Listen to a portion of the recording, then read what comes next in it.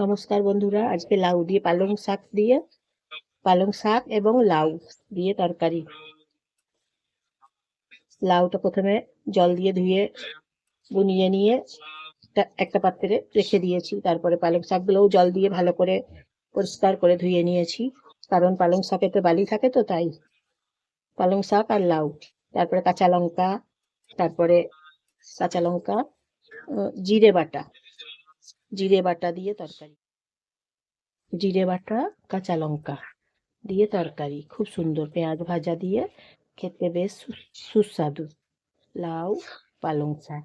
এখন তো পালং শাকগুলো বেশ খুব সুন্দর কচি কচি পালং শাকগুলো এখন পাওয়া যাচ্ছে, এবং লাউটাও একদম কচি লাউ, মিষ্টি লাউ, কচি লাউ। লাউটাও খুব মিষ্টি কচি। আর পালং শাকগুলো কচি কচি কচি পালং শাকগুলো পেয়েছি। দেখাই আপনাদের, এই যে দেখুন পালং শাক, লাউ পালং শাক দিয়ে দিয়ে তরকারি। তারপর জল, প্রথমে কড়াই গরম করে, তারপরে তেল গরম করে কালো জিরে ফোড়ন দিয়ে, একটা লঙ্কা ফোড়ন দিয়ে, গোটা জিরে সামান্য ফোড়ন দিয়ে চাপিয়েছি। তারপরে কষে কষে কষে কষে ভেজে নিয়েছি, কষে কষে নিয়েছি।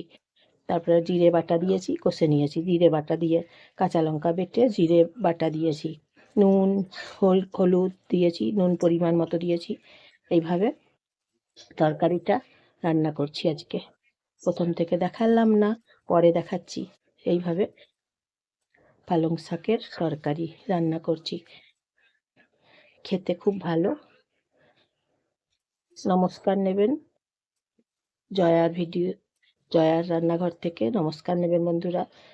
পালং শাকের তরকারি রান্না করছি। দুটো ডিম সেদ্ধ করেছি, ডিম সেদ্ধ করে রেখে দিয়েছি, দুটো ডিম সেদ্ধ করে নিয়েছি, ভাত রান্না করেছি।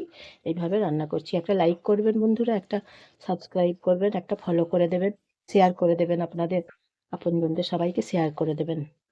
এইভাবে পালং শাকের তরকারি রান্না করে খাই, খুব ভালো লাগে খেতে, খুব টেস্টি হয়, আঙুল চেটেই খাই। কমেন্ট করে জানাবেন কেমন হয়েছে পালং শাকের তরকারি। পালং শাকের পালং শাক আর লাউ তরকারি। লাউ খাওয়াও ভালো শরীরের জন্য, এবং পালং শাক খাওয়াও ভালো শরীরের জন্য, উপকার। এই দুটো সবজিই হচ্ছে খুব উপকার সবজি।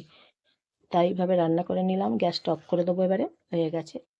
গ্যাসটা অফ করে দিলাম, হয়ে গেছে পালং শাকের তরকারি।